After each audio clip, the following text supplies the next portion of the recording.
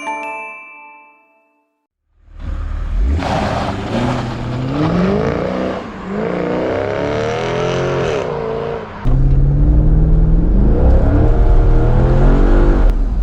watching Car Nitty. My name is Mizan, and today I've got a Chevrolet Corvette C5 on the channel, and I want to give a nice warm welcome to Abdul. Abdul, thanks for coming down, man. Glad to be here. So, man, you're driving a imported American Chevrolet Corvette, correct? Yeah. And how old are you? I'm 20. You're 20 years old. This car sat on an X plate, which means it was built in the year 2000. You weren't even born back then, were you? So what made you want to buy a car of that age, firstly? Recently I've just been seeing it on my feed. Yep. As soon as I saw it, I was like, this is the one. I need this as my next car. And then this was literally last year, December. Right. I was hunting for this. So you had your mind set on an imported Corvette? Yeah. Okay. So my original plan was, I'll look for things here and there, look at it, Facebook Marketplace, yeah, as everyone does. The whole lot. Yeah. And then my plan was to get it in summer. It's a summer car. Yeah, exactly, convertible, exactly. But a day before flying out to Umrah in January, right, I saw this. Right. Trader, 11K popped up. Yep. And then of course I'm flying out. Yep. I can't get this. Yep. So I was gone for 2 weeks. Literally, I was checking it every day. Yep. I shouldn't be. I should be focusing. You should be focusing on your pilgrimage. But nonetheless, you came back and it was still up for sale. Yeah. And you went and grabbed it. The day I came back, called up the dealership. They were like, yeah, it's still available. I said, I'm coming down tomorrow. Reserve it for me. Checked out with Iftikhar, and then literally just fell in love immediately. Love at first sight, pretty much. Okay, so you had your heart set on these. It was just a matter of when you bought one. Did you care about the age? Did it have to be a C5? Yeah, it had to be a C5 simply for the pop-up headlights. Pop-up headlights, and are they all sort of roadsters where the roof just pops? Yeah. They're all like that, regardless of what generation they are. Yeah. Okay. So you wanted a car that was of this age. You know what? Perfect. And the color I think is really great as well. The red color it feels very 90s and it suits the car as well, doesn't it? Yeah. One cool thing about this car is the way the bonnet opens. And this car is featuring a 5.7 litre V8 up front, naturally aspirating, code-named LS1, and it produces 350 brake horsepower and 500 Newton meters of torque. It's paired with a 4-speed torque converter gearbox, and it sends its power to the rear wheels via an open differential. Now, I do have to say that this car produces quite a large amount of torque for a car of this era, and I would say it's almost diesel-like. What about gearbox? Can these be had with manuals? Yeah, so the thing is, there was no manual spec in the UK. Of course, I was looking at that. And this is a automatic 4-speed. 4-speed? Yeah. Oh God, that must be horrible. It's very sluggish. So what kind of fuel consumption are you getting out of this? Do you know? Does it even tell you because of how old the car is? Fuel consumption, it's around 18. 18 mpg? Yeah. That's not bad. I mean, it could be worse. I'm getting less than that in the C63, so I don't think that's bad at all. And I'm sure when you fill up this car, there's always people that try and talk to you, isn't it? And have questions about the car. Especially in London as well, because it's not ULEZ. You don't see this around. You're paying £12.50 a day to drive this, aren't you? Yeah. You can thank Sadiq Khan for that one. But yeah, man, it's such a cool car. And if anyone told me that, you know, I was going to drive this on the channel, I would have expected someone in the 40s, you know, pulling up in this car and saying they really wanted one from they were young. It's such a random thing. Wouldn't you have been happy with the MX-5 if that's all you wanted, which was the pop-up headlights? I need speed as well, that's the thing. But what's your view on, like, because the car is quite a wide car. Yeah. Let's be honest, it's built for American roads. In Britain we have very narrow roads, and then on top of that, it's left-hand drive. How does that feel in terms of a package? Even right now, I'm just making sure I'm on the edge as these roads are very narrow. Yeah, so I'm saying it's not something you can really hammer, is it? You're just enjoying the feel of an old American V8. So talk to me about the engine. You said it's an LS engine, right? LS1. So who manufactures LS engines? Chevrolet. Yeah. Chevrolet. And I'm guessing this engine would have been shared amongst many other cars during that era in other models. Yeah. And I've noticed Americans do talk about, like, I LS swapped it. So tell me why Americans LS swap cars over there. Reliability, performance, cheap parts, cheap labor for it, as there's massive engine space. Pretty much every job is easy to do. So that's in America where parts are already available. Let's talk about here in the UK. Here I'd have to import it from America, so... And you'd have to pay import fees, shipping costs, so it's lost that factor, hasn't it? Yeah. It's not the... It can still be reliable, but it's no longer cheap to repair or replace stuff now. Yeah. How long have you had the car? Got it in second week Jan, literally just under a month. So you've had it for less than a month. Yeah. So I can't even talk to you about what your ownership experience has been like. You're still running on the fumes of the fact that you can't believe you own this. Yeah. This car feels very Japanese almost. I don't know if it's just me, but just look at all the buttons it's got on the door here. Look at the handle switches and the locking mechanism for the door, as well as all these buttons around the steering wheel. It feels like being in a Lexus of the 90s, if I'm being honest with you, because when I think of American, I do think of Ford. And when I think about Ford, I think of it being very bare bones and not being very technologically advanced, apart from having a heated windshield. But this car, I do have to say, it has got a lot of trinkets, but it screams JDM for some reason.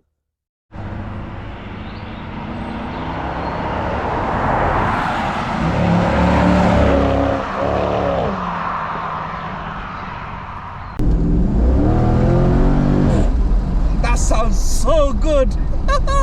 I wasn't even expecting it. Stock, wow, is that stock exhaust? Yeah, stock exhaust. Wow, you know what? Even the tone of the engine, you can tell that's American. That's like an accent. You know when you speak to someone that American, you're like, yeah, you're from Texas, aren't you? That had an American accent, that. Do it again. Okay.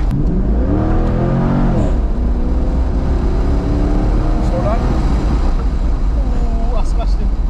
Oh my god. That pulled like nothing. This is NA, right? Yeah. Where did he get that grunt from? Do it again.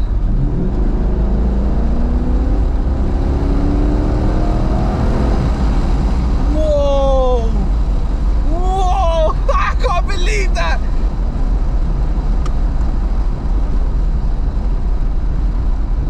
I'm so shocked. The kick down from a 4-speed is not that bad. And then the torque. It's got such a, look, it conks at 6,000 RPM, but it's got so much torque at the low end. It's like a diesel, isn't it? Yeah. They are generally like diesels, these V8s. Whoa, I just was not expecting that.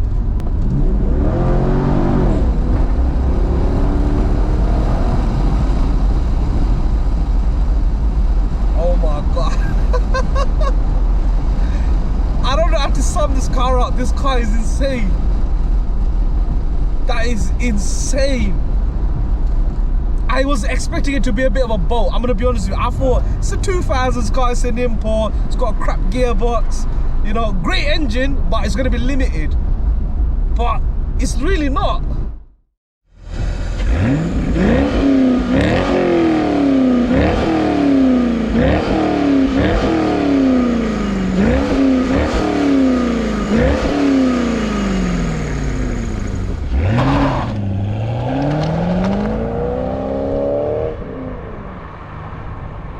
Right, I'm gonna be honest with you guys. Driving left-hand drive cars on right-hand drive roads is my Achilles heel. It's something that I sort of struggle with because the placement of the vehicle, it throws me off mentally. I can't describe it. Like right now, I feel like I'm in that lane, even though I'm as close as possible to the left. It's like my brain can't mirror the image almost. I don't know how to describe it, but I struggle with it. It's not my best quality. But anyways, I've noticed this car's got a head-up display, which is really cool for a car from 2000. I mean, I'm looking at the speed, I'm looking at the oil level. Is that the oil level? Yeah, it is the oil level, and the RPM. That is a lot of information on a HUD from a car in 2000, isn't it?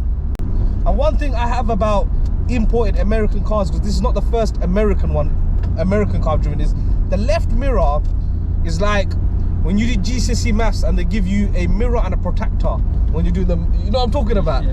That mirror is that awful quality mirror, and everything's distorted when you look in it.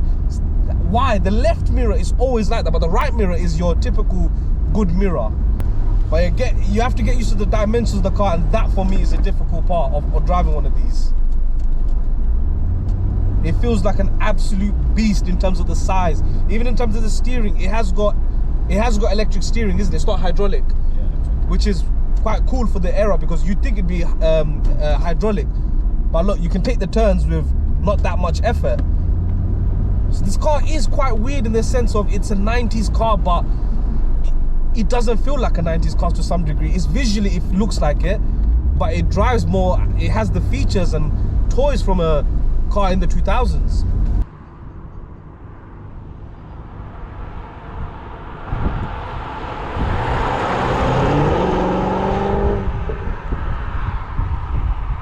Wow, those brakes are spongy. Spongy. But that engine has so much torque. There is a lot of character behind that engine. Yo! Is that your first? Yeah, that's the first time feeling it. As a passenger? Yeah.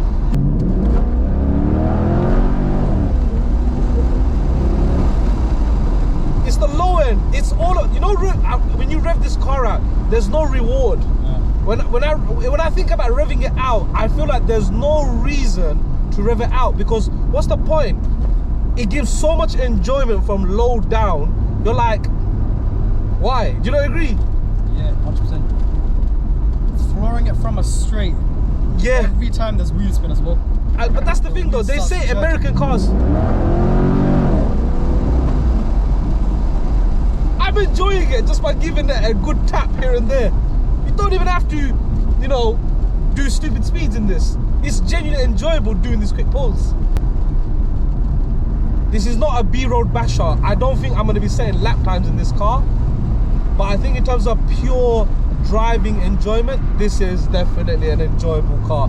Especially with the roof. I mean, if this was a sunny day with the sun out, this is such a cool car. As soon as the weather hits above 15 degrees, this is staying off.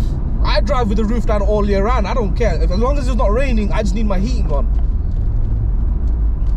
And you know people are looking at us going, is that a Corvette? Did I just see a Corvette? I've had at least 3 people ask me, is that a Ferrari, because of the rear taillights? Yeah. Some people that don't know about cars would think it's an old Ferrari, you know, from the 90s. You know what? This car, for the money, offers a massive cool factor.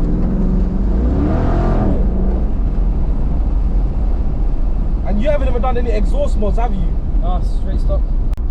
But that was an extremely enjoyable drive, and it beat my expectations. I was genuinely expecting it to be a bit of a bulk. You know, it's left-hand drive. I thought, I'm not even going to be able to enjoy this. I'm just going to be cruising. It's not going to be the right feeling, but it has done surprisingly well.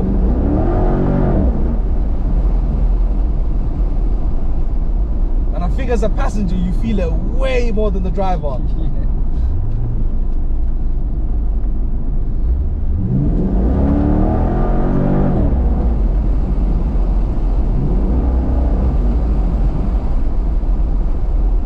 I'm surprised that this engine feels like a diesel, the way it has that low down torque. Genuinely shocked to my core. And I think, yes, if this was a manual, I think we'd have bigger smiles on our faces, isn't it? Yeah, because we'd be staying in low gears throughout the whole of this drive. And instead of waiting for a kick down, we'd be making that noise happen, isn't it? American muscle cars only recently entered the UK market in 2015 with the Ford Mustang, and in 2021 the Corvette C5 arrived. The only experience we've had with this genre of cars prior has been via American films, television and music. These cars are a big part of their car culture. It was definitely a missed opportunity by not bringing them to our show sooner, but better late than never. Owning one is no doubt a niche, and I hope an entire generation of petrol heads look at these cars the same way JDM cars or Germans have their large cult following here in the UK.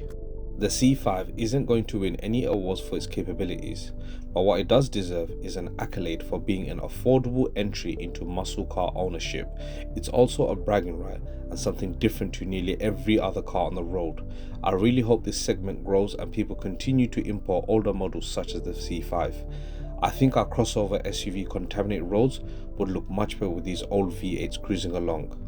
Please remember to like, comment, share and subscribe, and we'll see you soon for the next one. Take care.